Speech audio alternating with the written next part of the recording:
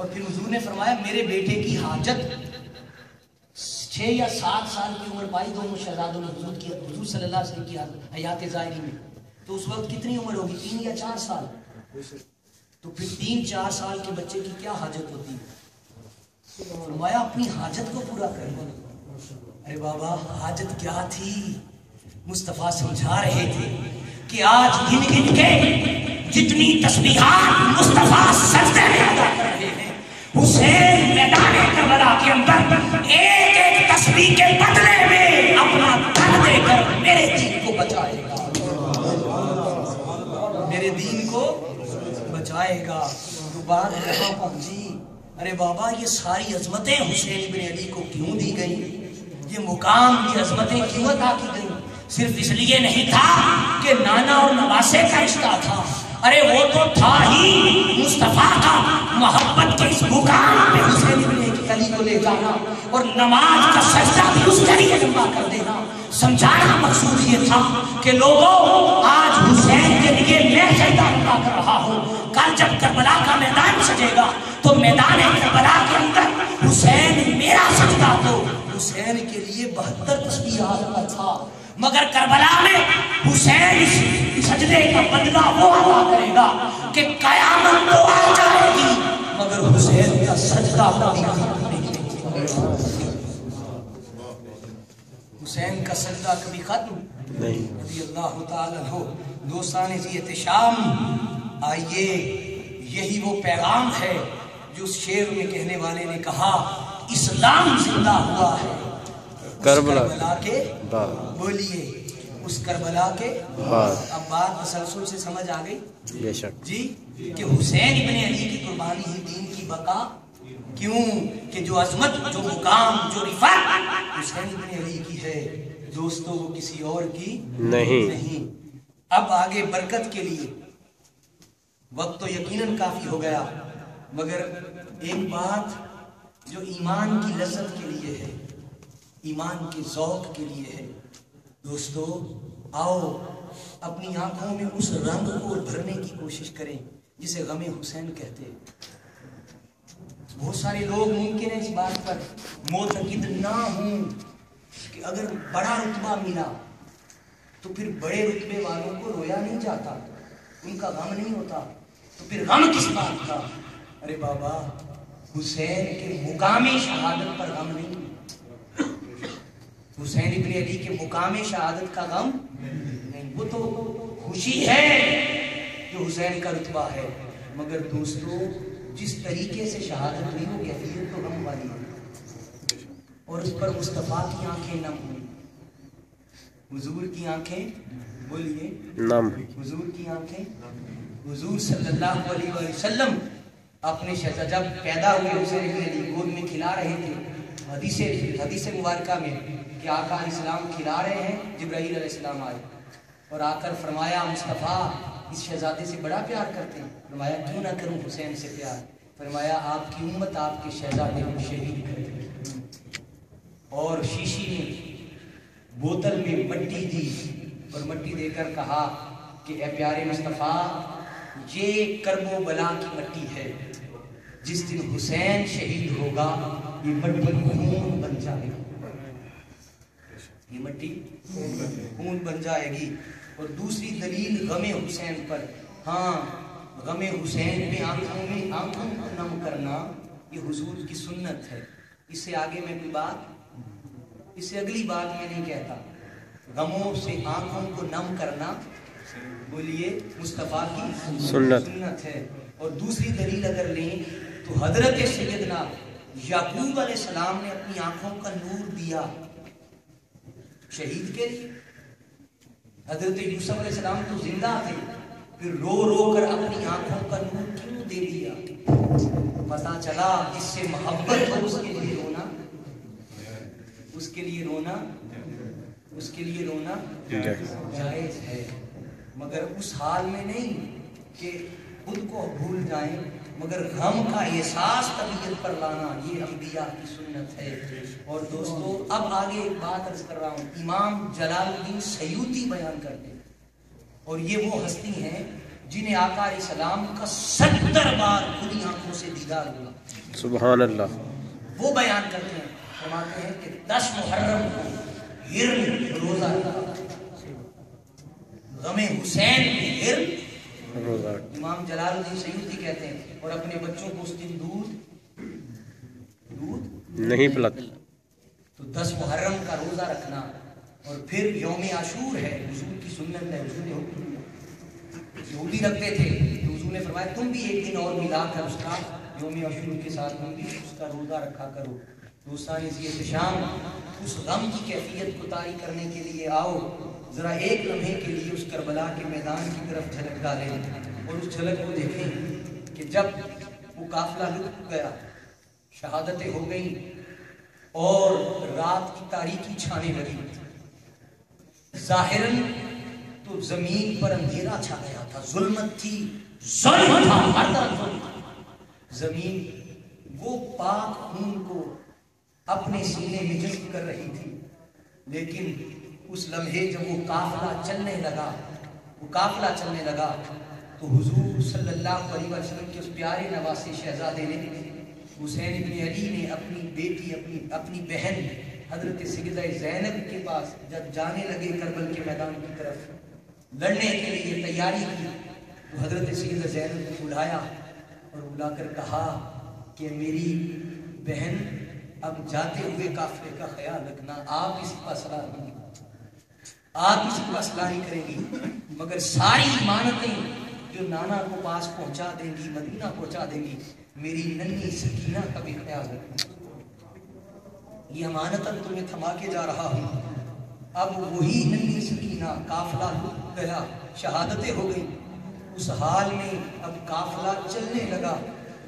ظالموں نے ظلم کی انتہا یہ کی، اس ننھی سیدہ سکینہ اس کے بھی ہاتھ باندھ دیے. مگر اس سے پہلے وہ کیفیت جب قافلہ چلنے لگا، رات کی تاریکی تھی، اور حضرت سیدہ سکینہ رضی اللہ تعالیٰ عنہ، سکینہ رضی اللہ تعالیٰ عنہ، قافلہ چلنے لگا تو سیدہ زینب ان کو ڈھونڈ رہی ہیں کہ میری وہ لاڈلی شہزادی جسے حسین ابن علی میرے بھائی نے مجھے ذمہ داری جس کی سونپی تھی وہ کدھر گئی، مل نہیں رہی. آوازیں دی، بلایا، مگر کسی طرف سے آواز نہیں آ رہی. جب دور نظر پڑی تو حسین ابن علی کی جسد مبارکہ ہے. محسوس ہوا، اندھیرا تھا، شام چھا چکی تھی، محسوس ہوا کہ حسین ابن علی کے جسد پہ کوئی انگلی چیز نظر آ رہی. حضرت سیدہ زینب نے کربلا کے میدان کا رخ کیا. جب وہاں پہنچی تو کیا دیکھتی ہے کہ وہ ننھی سکینہ حضرت سیدہ سکینہ رضی اللہ تعالیٰ عنہ علیہ السلام حضرت امام حسین کے جسد پاک سے لپٹ کے رو رہی ہے. تو کہتی ہیں بابا اب رات کو مجھے لوریاں کون سنائے گا، ننھی سکینہ کے چین اور نیند کو کون لائے گا. یہ بات کہتی حضرت سیدہ زینب کی آہیں نکل گئی، وہ اسی رونے میں ہے، چیخیں نکل گئی. اسی حال میں سیدہ سکینہ کو اٹھایا، چل پڑی، سواری پہ بٹھایا. اب قافلہ چل رہا ہے، رات کی تاریکی بڑھ رہی ہے. اب حضرت سیدہ سکینہ وہ بابا کی جدائی میں ابھی تک سسکیاں لے رہی ہے. ایک بدبخت یزیدی نے جب سسکیاں سنی، اس نے جھڑکا، اس نے کہا خاموش کر جاؤ، خاموش ہو جاؤ. مگر خاموش کیسے خاموش ہو؟ ننھی سکینہ کی تو زندگی اجڑ گئی. اب جب اس بدبخت نے پھر جھڑکا، پھر بھی رونا بند نہ ہوا. اس ظالم نے حضرت سیدہ سکینہ کو کھینچا اور آپ زمین پہ گر گئے. قافلہ چلتا رہا، قافلے والوں کو کسی کو خیال نہ رہا کہ سیدہ سکینہ کدھر گئی. کچھ دور گئی تو حضرت سیدہ زینب کو پھر خیال آیا کہ بھائی کی امانت کدھر ہے. آوازیں دی، سب کے نام پکارے، سب نے لبیک کہا، مگر جب حضرت سیدہ سکینہ کا نام لیا تو اب لبیک کی آواز نہ آئی. تڑپ گئی، قدم آگے چلنے سے رک گئے کہ بھائی کو قیامت کے دن کیا منہ دکھاؤں گی.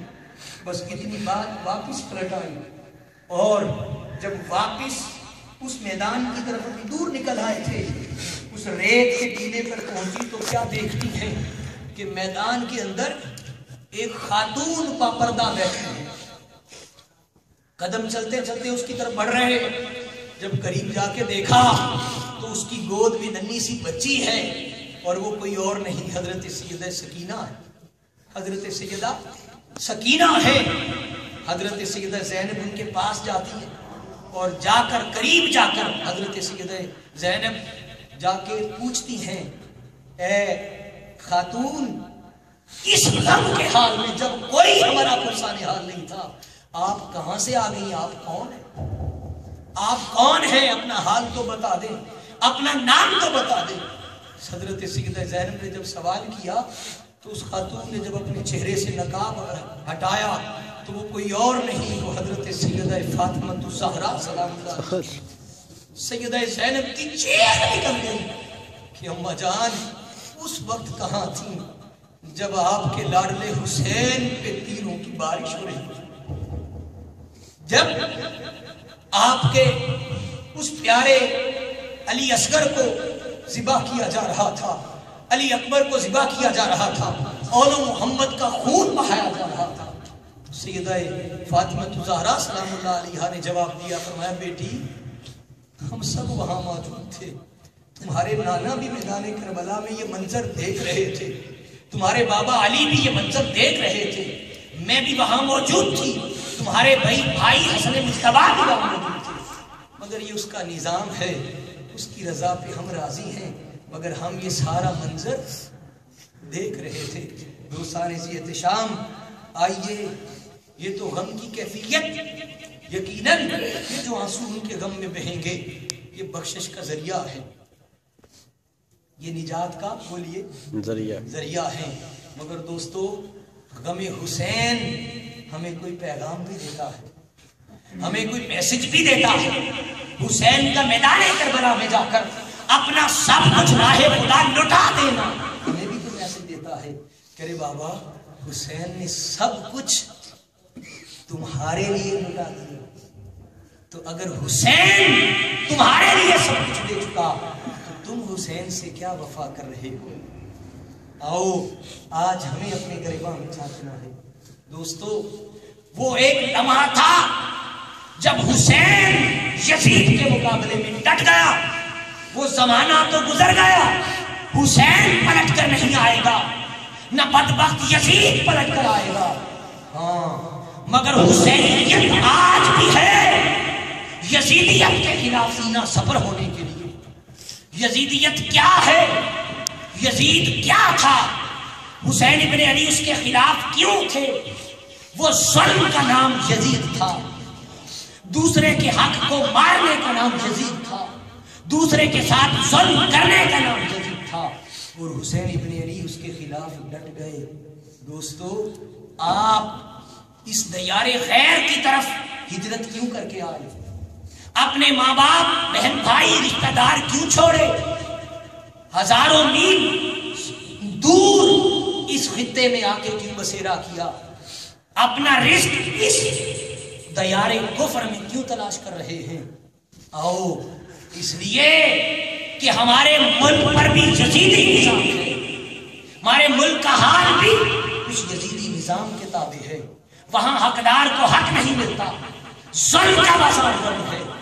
دوستان عزیز احتشام, ممکن ہے کوئی اس تفکر سے, اس تدبر سے, اس فکر سے اتفاق کرے یا نہ کرے, مگر اتنی بات تو ہر کوئی کہتا ہے کہ ہم مجبور ہوئے اس لیے یہاں آنے پر کہ ملک کے حالات اچھے نہیں. بولیے کوئی جس مرضی پارٹی اور جماعت سے تعلق رکھے, ہمیں کسی جماعت اور پارٹی کا کوئی جھگڑا ہمیں کسی سے بولیے نہیں. ایک دعوت فکر ہے, ایک پیغام ہے. دوستو سوچئے تو صحیح, یہاں جن کے ہاں مزدوری کرتے ہیں یہ مسلمان ہیں جی, مگر کردار ان کا اگر کہا جائے, اللہ معاف کرے, اللہ معاف کرے, ان میں اسلام نہیں ہے مگر ہیں یہ مسلمان.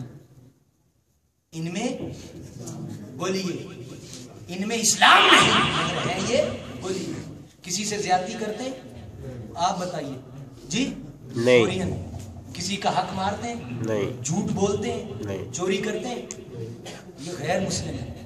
کرتے ہوں گے, ہمیں ان کی صفائی دینے کی ضرورت, بولیے ہمیں ان کی صفائی دینے کی ضرورت, مگر ترقی کی انہوں نے تو ان کے ملک کی طرف آپ نے رخ کیا. بنگلہ دیش کیوں نہیں جاتے؟ دنیا کے اور بیسوں ممالک ہیں ادھر کیوں نہیں سفر کرتے؟ کوریا آئے یا اس ترقی یافتہ ممالک کی طرف کیوں جاتے ہیں؟ اس لیے کہ انہوں نے یزیدی نظام کے خلاف ڈٹ کے کھڑے ہونے کا فیصلہ کیا. وہ یزیدی نظام سے مراد استعارہ عرض کر رہا ہوں دوستو. یہ قوم اگر 15-20 سال جہاں تک مجھے علم ہے یا بھی پتا چلا ہے کہ 20-25 سال ہوئے اس قوم نے ترقی کی، ایسا ہی ہے. ابھی بھی یہ ترقی یافتہ قوموں میں سے نہیں، ترقی پذیر قوموں میں سے کہلاتا ہے. یہ ملک بڑھ رہا ہے آگے کی طرف. مگر بتائیے، سوچئے اس بات کو کہ دوستو انہوں نے یہ سب کچھ کیسے کیا؟ اسی نظام کو فالو کیا جو حسین ابن علی دینا چاہتے تھے. یزید ظالم تھا، اس کے ظلم کی انتہا دیکھیے. اس بدبخت نے جن کے ساتھ نکاح کرنا حرام ہے ان کے ساتھ نکاح کرنا جائز کرا دیا. اس نے مسجد نبوی میں گھوڑے باندھے، مکہ المکرمہ میں، خانہ کعبہ میں، اللہ کے گھر میں گھوڑے باندھے. 3 دن تک مسجد نبوی شریف میں اذان نہ ہو سکی، نماز نہ پڑھی جا سکی. اس نے اتنا ظلم کیا. مگر دوستو آئیے آج یہ پیغام تحریک منہاج القرآن اور تحریک منہاج القرآن کی قیادت ڈاکٹر محمد طاہر القادری پوری قوم کو دے رہے ہیں کہ ہاں دوستو ہم وہ حسینی علم لے کر نکلے. آؤ اس حسینی علم کے سائے تلے آ جاؤ. اگر آج ہم فیصلہ کریں گے، یہ درد اپنے سینے میں پیدا کریں گے، یہ احساس پیدا کریں گے، تو بابا قوم جب فیصلہ کر لیتی ہے تو پھر کوئی طاقت ان کے سامنے انہیں روک. بولیے کسی میری بات سے اتفاق نہ کریں، منہاج القرآن کو چاہے نہ اتفاق کریں، ڈاکٹر طاہر القادری کی کسی بات سے اتفاق نہ کریں، مگر یہ بات تو کہتے ہیں کہ ملک کے حالات اچھے نہیں تو فرشتے سنواریں گے. آپ تو اپنا حق لینے یہاں آ گئے. اگر بتائیے پلٹ کر جائیں گے.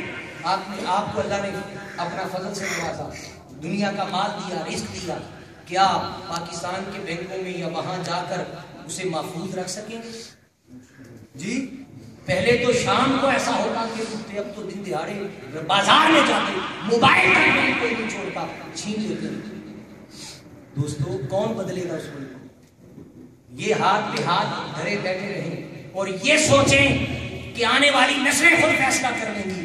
تو یاد رکھیے آج آپ تو بچ کے یہاں آ گئے، اگر ہم نے اسے ملک کے حالات کو بدلنے کا فیصلہ نہ کیا تو دوستو ہماری نسلیں غلام ہوں گی. ہماری نسلیں غلام ہوں گی. آپ کے ملک میں کس چیز کی کمی ہے؟ نہ صلاحیت کی کمی، نہ وسائل کی کمی. یہ ملک دیکھیں ساری زمین یا سمندر ہے یا پہاڑ ہے، مگر ہر چیز یہاں پیدا کر رہے ہیں اور آپ کی زمین سونا اگلتی ہے. دوستو ممکن ہے میری باتوں پہ کسی کو ہنسی آ رہی ہے، مگر مسجد میں اللہ کے گھر میں بیٹھ کے یہ بات کہہ رہا ہوں. لکھ لیجئے اگر آج ہم نے یہ احساس نہ کیا دوستو حق کی آواز اٹھانے والے کبھی مٹتے نہیں.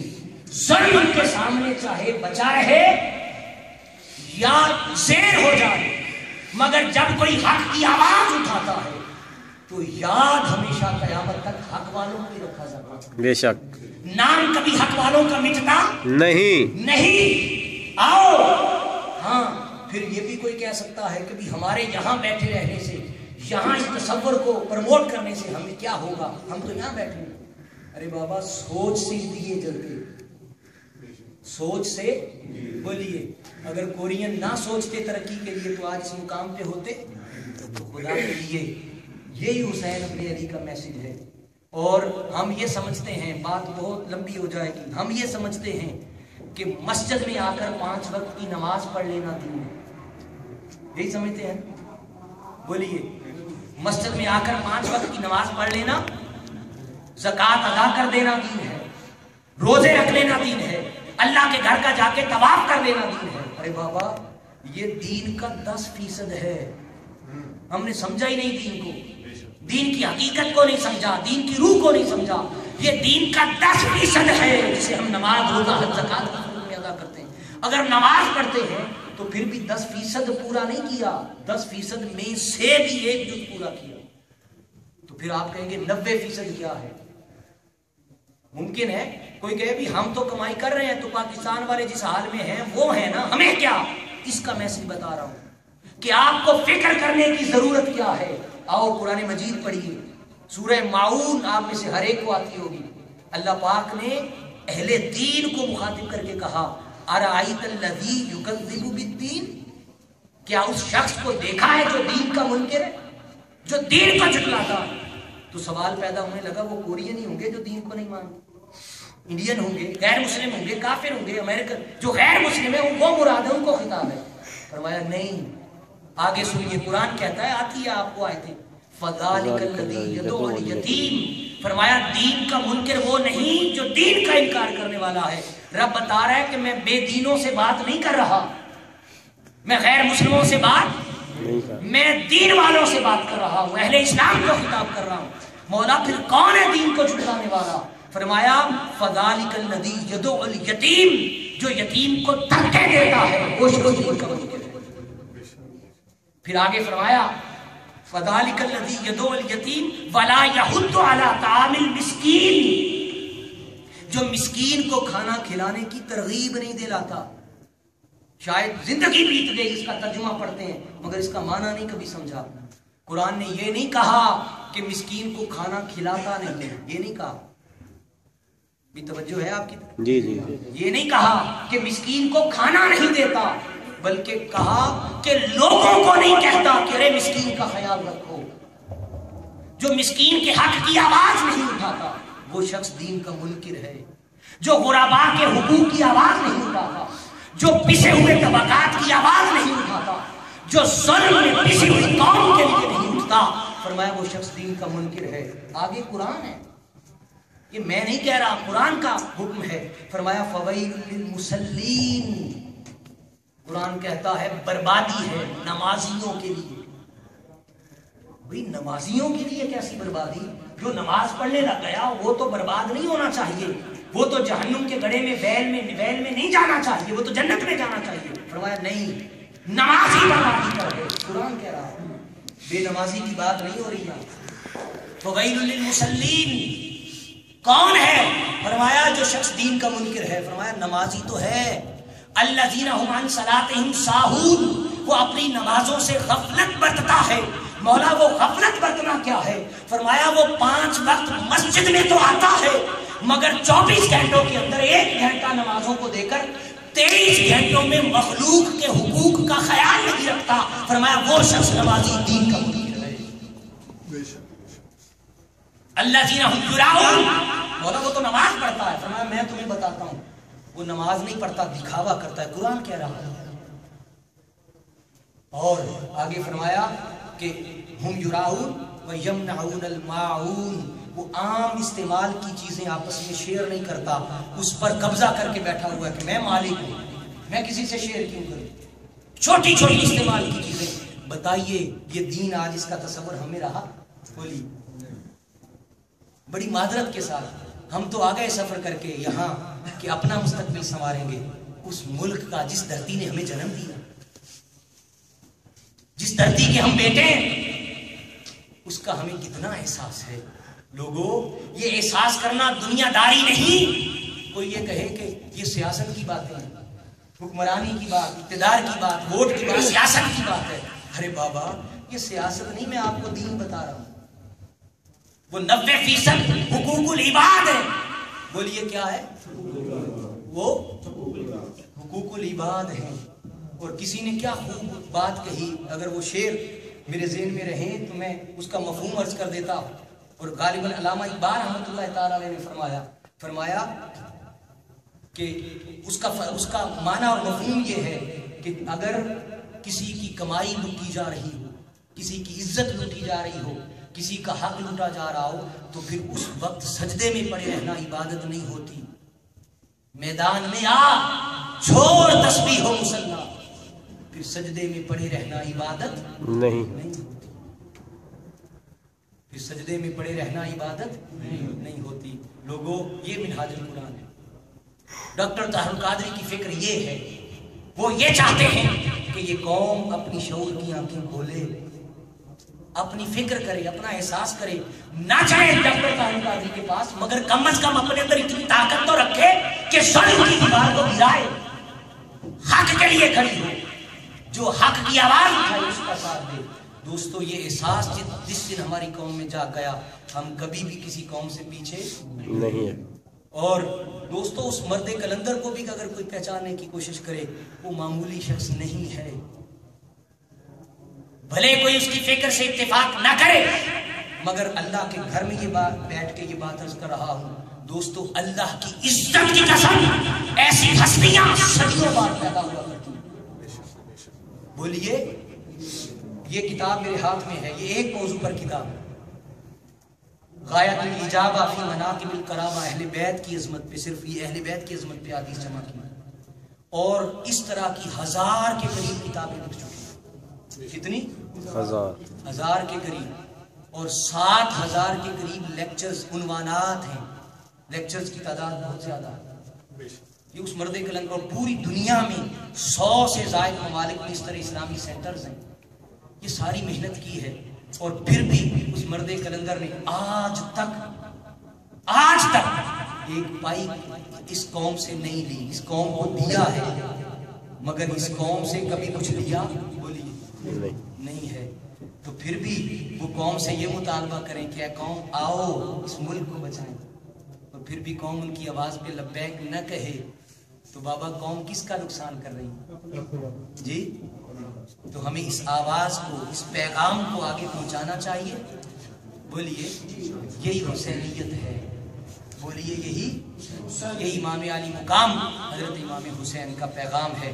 اللہ رب العزت کے حضور دعا ہے کہ ہماری آج کی سعادت کو اپنی بارگاہ میں قبول فرمائے۔ میں آخر پر بار دیگر آپ میں سے ہر فرد کا شکریہ ادا کرتا ہوں، آپ نے اتنی دیر بیٹھ کے ذکر اہل بیت میں اور ذکر امام علی مقام میں اپنے ایمان کو نور کی روشنی عطا کی۔ اللہ رب العزت ہماری صادری کو اپنی بارگاہ میں قبول فرمائے، آمین۔ اس جامع مسجد کو آباد کرے، آمین۔ اس کی خدمت کرنے والوں کو آباد کرے، تحریک محاج القرآن مرکز طیبہ جامعہ طیبہ کے احباب کو، ساتھیوں کو، محترم شاہ صاحب کو، ان کی پوری ٹیم کو اللہ پاک سلامت رکھے، اور اس دیار خیر میں ہمیں ایمان کی روشنی کے ساتھ ہمیں حقوق العباد کی فکر کی خیرات عطا فرمائے، آمین۔ وآخر دعوانا الحمدللہ۔